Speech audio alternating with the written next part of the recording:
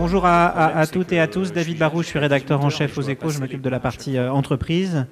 Et en tant que les Échos sont partenaires avec France Info, on est à l'origine de la création de médias en scène. Et vous l'avez vu, le programme est très très riche. Effectivement, comme le disait Cyril, nos deux invités étant anglais, on va basculer dans un mode anglais pour cette série. Vous avez normalement des petits traducteurs par-ci ou par-là pour pouvoir bénéficier de la traduction simultanée. Il y a deux personnes en cabine là-bas qui traduisent fidèlement nos propos. Je vous donne le dernier temps de vous installer. Et puis nous allons commencer. I'm going to switch to English. This roundtable is going to be in English because our two guests are English speakers. You have translators. If you need to ask a question, you can ask the question directly in English or in French, and I will do the translation. Very pleased to welcome both of you. On my right is Stéphanie Reuter, who is Managing Director of the Rudolf qui est la directrice générale de la fondation Rudolf Hochstein. Je ne sais pas si la prononciation est exactement la bonne. Et puis il y a Miguel Castro, le responsable à la fondation Bill et Melinda Gates, le responsable des partenariats médias mondiaux. Comme vous le savez, les journaux et les médias aujourd'hui sont en crise depuis 10 ans. Le paradoxe, c'est que nous consommons de plus en plus d'informations, mais les recettes et l'environnement est de plus en plus difficile pour les médias et pour les journaux. La publicité, les recettes publicitaires sont de plus en plus en ligne et les médias ont difficulté à s'adapter.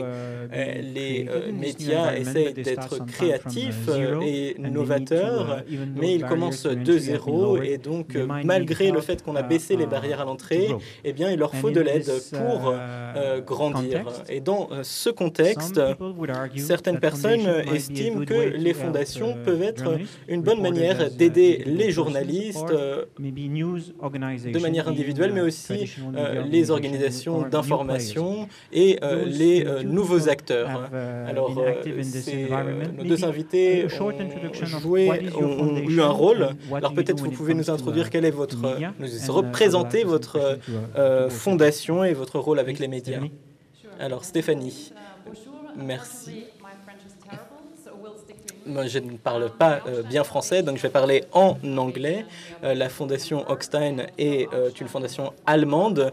Nous travaillons à Hambourg, là où se trouve le Spiegel, qui est l'un des plus grands médias d'investigation en Allemagne. Rudolf Hochstein a eu la chance de travailler avec des journalistes et il a fondé notre organisation et nous essayons de renforcer l'écosystème journalistique. Nous travaillons à l'échelle européenne. Nous travaillons sur la formation des journalistes au niveau local et aussi la formation transfrontalière, les collaborations entre les journalistes. Nous voyons qu'il y a beaucoup d'organisations qui ont des difficultés financières, qui ont des difficultés de collaboration. C'est difficile de passer à l'échelle supérieure au niveau des modèles. Et ce qui est difficile aussi, c'est d'essayer de nouveaux modèles économiques. Nous nous concentrons aussi sur l'innovation, sur les modèles économiques, mais aussi de nouvelles manières de travailler avec les citoyens et aussi de nouvelles méthodes de narration. Nous nous concentrons sur l'infrastructure journalistique. Ça ne sonne pas vraiment très enthousiasmant, mais c'est très important. Nous ne soutenons pas des investigations ou des enquêtes en particulier. Nous ne cherchons pas à trouver des contenus, mais nous nous concentrons sur les organisations, essayer de renforcer les rédactions à but non lucratif, leur donner des financements pour qu'ils puissent vraiment devenir un pilier du journalisme. Et nous, avec des entreprises du secteur privé et public, nous pensons que nous allons jouer un rôle plus important à l'avenir. Alors, qu'est-ce que vous faites, vous, Miguel, à la Fondation Bill et Melinda Gates pour aider les organisations de médias et les journalistes? Alors, notre fondation est une fondation qui a pour objectif de travailler dans la santé à l'international, le développement international, pour se battre contre la pauvreté, l'inégalité de genre et et c'est ça que l'on fait à l'international.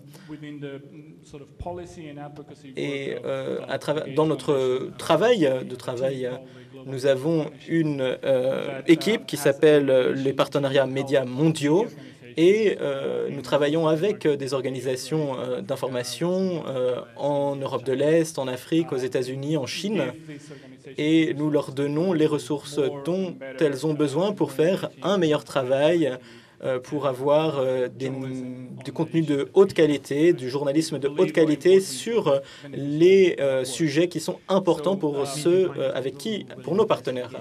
Est-ce que vous financez des enquêtes dans le domaine de l'éducation, de la santé? Oui, sur de très nombreux sujets. Nous avons trois principes clés. Alors, le premier, c'est l'indépendance, l'indépendance de l'organisation, l'indépendance créative. Nous voulons que nos partenaires puissent choisir sur quoi ils veulent travailler. Deuxièmement, c'est l'intégrité, c'est de faire en sorte que on respecte les règles de déontologie des journalistes.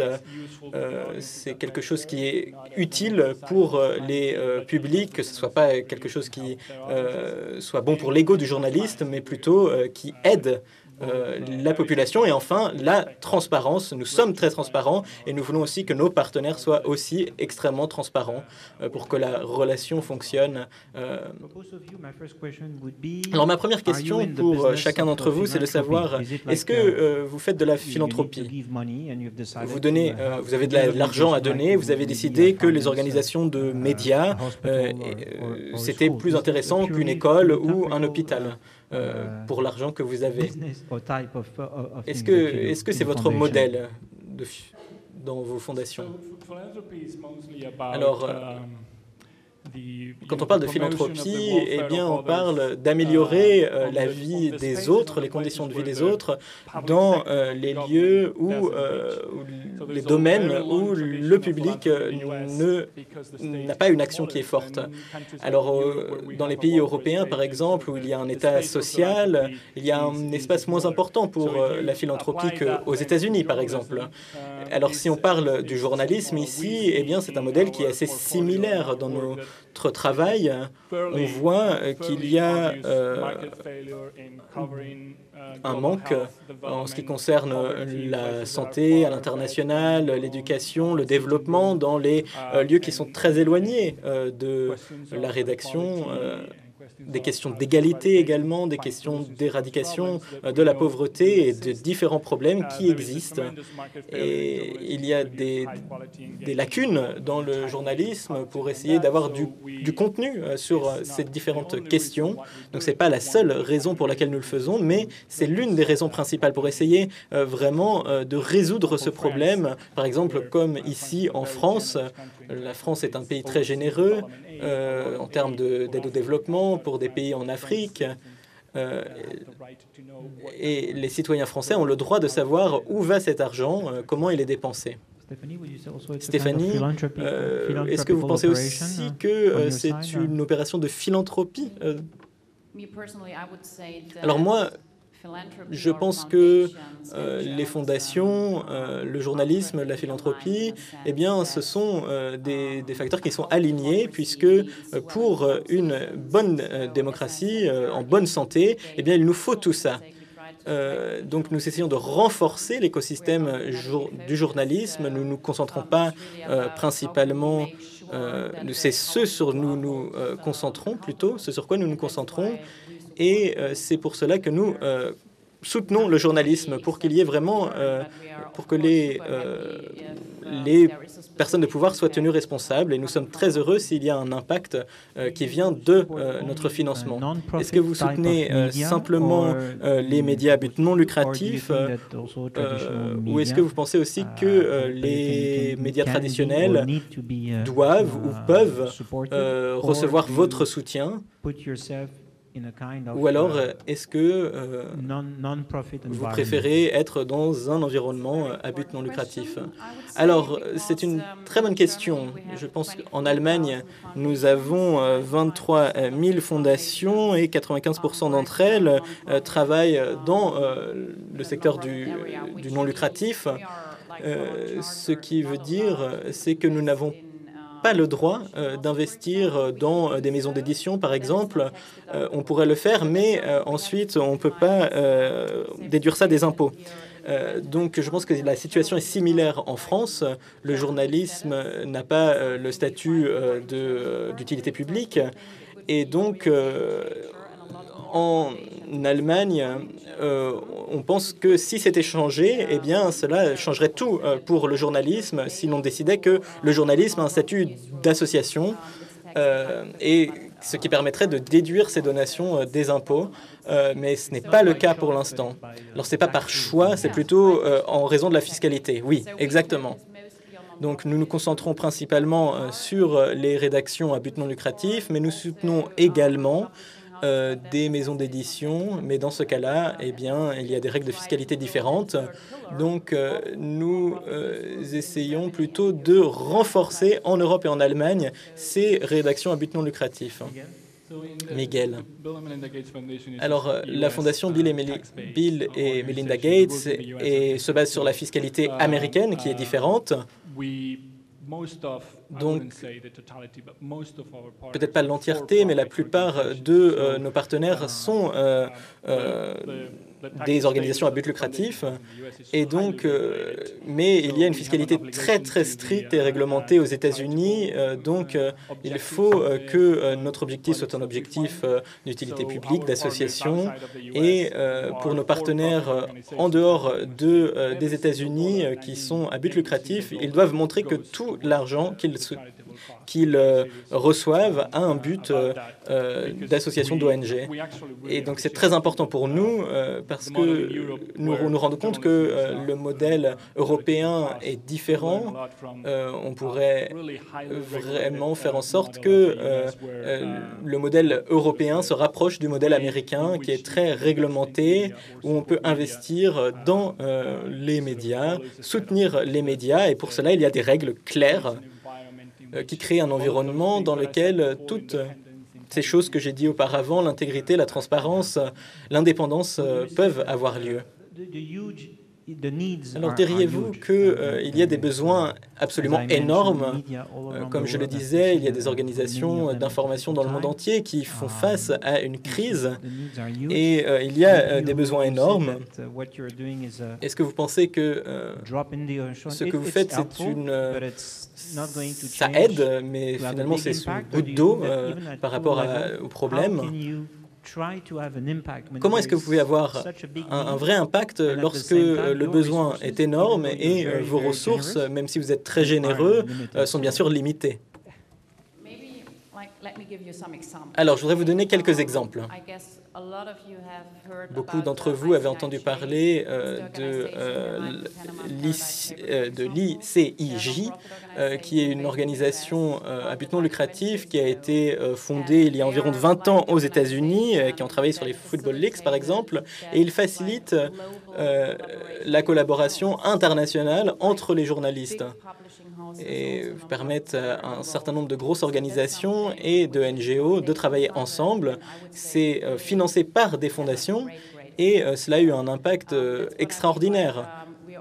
Et donc, nous essayons toujours, en tant que fondation, à partir de notre position privilégiée, on peut prendre des risques, on n'a pas besoin d'avoir des bénéfices, on n'a pas besoin d'être réélu. Donc à partir de cette position privilégiée, avec notre vision à long terme, eh bien, par exemple, il y a d'autres organisations, par exemple au Royaume-Uni, avec un concept de collaboration. Nous avons Collectif Local en Allemagne.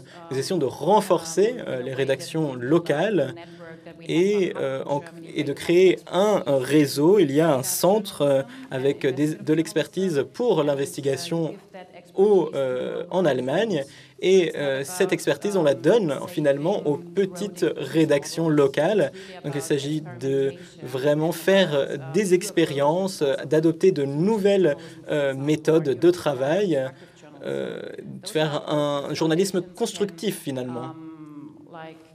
Et par exemple, on donne de l'argent au début et ensuite on voit si les informations sont reprises par de grandes entreprises des médias. Alors bien sûr, on ne peut pas sauver le journalisme dans son ensemble, mais plutôt comment créer des modèles d'abonnement à l'avenir, imaginer le futur de tout cela, et on essaye de trouver les bons partenaires pour essayer de travailler sur ces questions. Miguel, eh bien, pour vous donner une idée de l'échelle, j'aime beaucoup les chiffres. Donc, l'entreprise, le secteur des médias, si on parle des entreprises cotées en bourse, il s'agit de 15 milliards d'euros par an. La quantité de financement de philanthropie, en 2017, il s'agit de 220 à 250 millions de dollars. Donc, c'est beaucoup plus petit. Le problème, c'est qu'il y a plus de 260 000 fondations dans le monde et qui donnent 150 milliards de dollars par an. Donc 10 fois plus plutôt que la taille du secteur des médias. Alors pourquoi est-ce qu'il n'y a pas d'investissement dans les médias? Alors, eh bien, alors qu'on se connaît, dans le secteur des fondations, on est 50 personnes à peu près dans le monde entier. Alors pourquoi est-ce qu'il y a des milliers de fondations qui ne financent pas les médias? Eh bien, c'est peut-être parce que les médias ne montrent pas vraiment ce qu'elles font. Alors, quelle est la réponse à cette question, cette interrogation? On a un mot-clé. Le mot-clé, c'est l'impact. Lorsqu'on parle des journalistes, et je suis journaliste de formation, c'est ma profession, j'ai commencé en tant que journaliste et je suis toujours journaliste. On reste un journaliste quand on a commencé dans cette profession. Et lorsque je parle avec les journalistes de l'impact, eh bien, les gens lèvent les yeux au ciel. Ce n'est pas mon travail, c'est pas ça que je fais. Et eh bien, je pense qu'il faut plutôt adopter ce modèle et voir qu'on fait du travail pour quelqu'un. Et si on ne le fait pas, eh bien, c'est un échec. Et alors, pourquoi c'est un échec? Eh bien, c'est parce qu'on ne reçoit pas assez de soutien de la part des fondations. Et on ne le fait pas parce qu'on ne fait pas bien notre travail. Donc, si les journalistes faisaient mieux leur travail, eh bien, ils recevraient plus d'argent des fondations. Alors, pas un meilleur travail en tant que journaliste, en tant que rédacteur plutôt. Je pense que le travail qui est fait est fantastique aujourd'hui.